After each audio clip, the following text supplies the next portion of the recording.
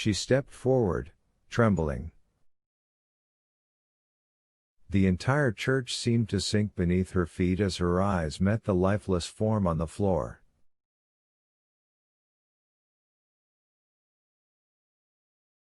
No stream of liquid flowed from the body.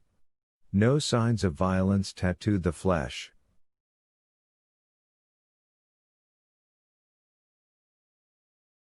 There was only the fearful geometry of the commander's head.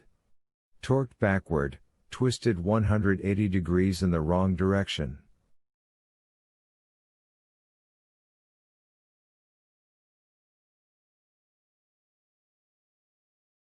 Vittoria fought the images of her own father's mangled body. The phone on the commander's belt lay against the floor, vibrating over and over against the cold marble.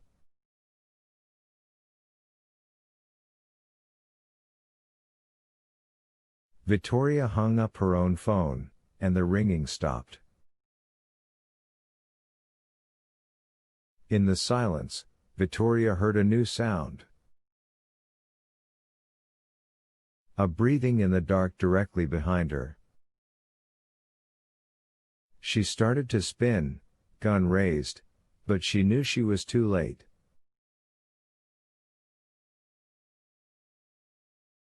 A laser beam of heat screamed from the top of her skull to the soles of her feet as the killer's elbow crashed down on the back of her neck.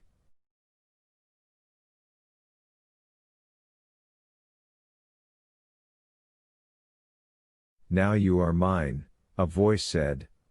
Then, everything went black.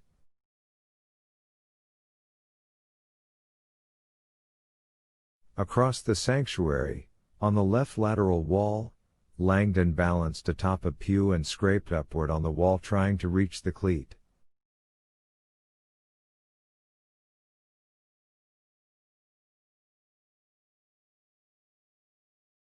The cable was still 6 feet above his head. Cleats like these were common in churches and were placed high to prevent tampering.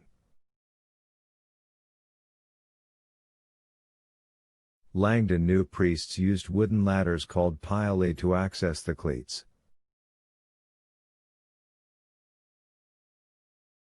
The killer had obviously used the church's ladder to hoist his victim.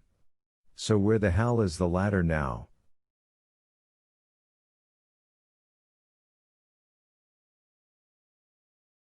Langdon looked down, searching the floor around him. He had a faint recollection of seeing a ladder in here somewhere. But where? A moment later his heart sank. He realized where he had seen it. He turned toward the raging fire. Sure enough, the ladder was high atop the blaze, engulfed in flames.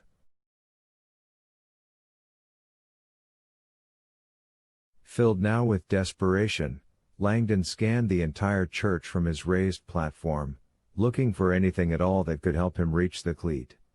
As his eyes probed the church, he had a sudden realization.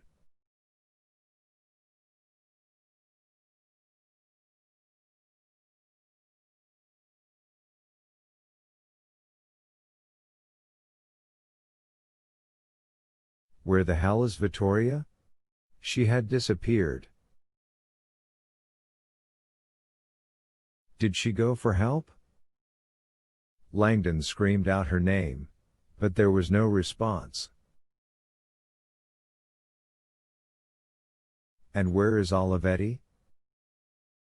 There was a howl of pain from above, and Langdon sensed he was already too late.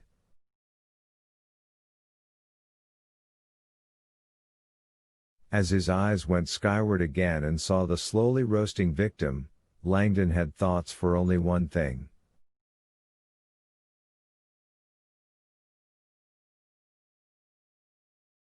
Water. Lots of it.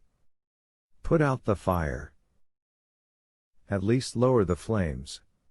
I need water, damn it. He yelled out loud.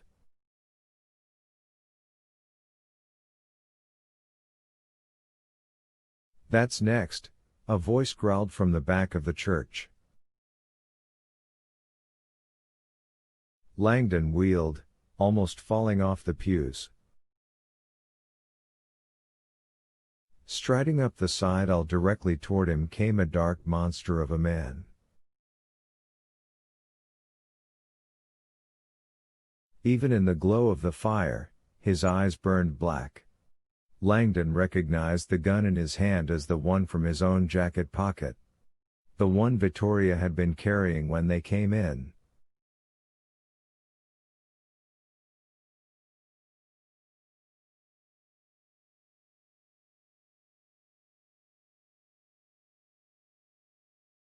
The sudden wave of panic that rose in Langdon was a frenzy of disjunct fears. His initial instinct was for Vittoria.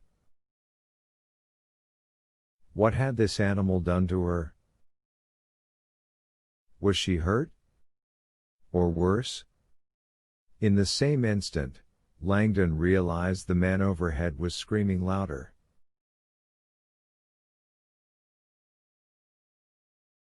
The Cardinal would die. Helping him now was impossible. Then, as the assassin leveled the gun at Langdon's chest, Langdon's panic turned inward, his senses on overload.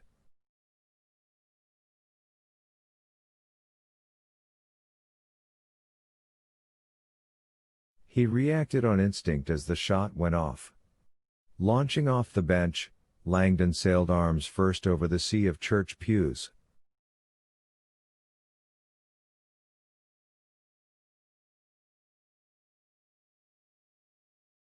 When he hit the pews, he hit harder than he had imagined, immediately rolling to the floor.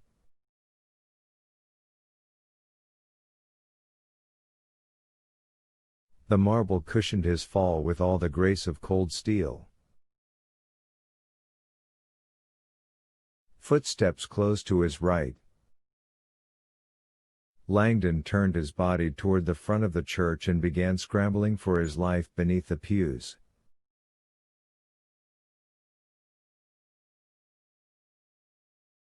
High above the chapel floor, Cardinal Guidera endured his last torturous moments of consciousness.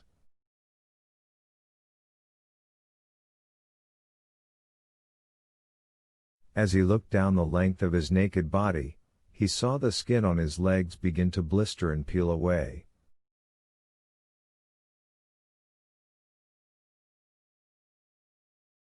"I am in hell," he decided. "God, why hast thou forsaken me?" He knew this must be hell because he was looking at the brand on his chest upside down. And yet, as if by the devil's magic, the word made perfect sense.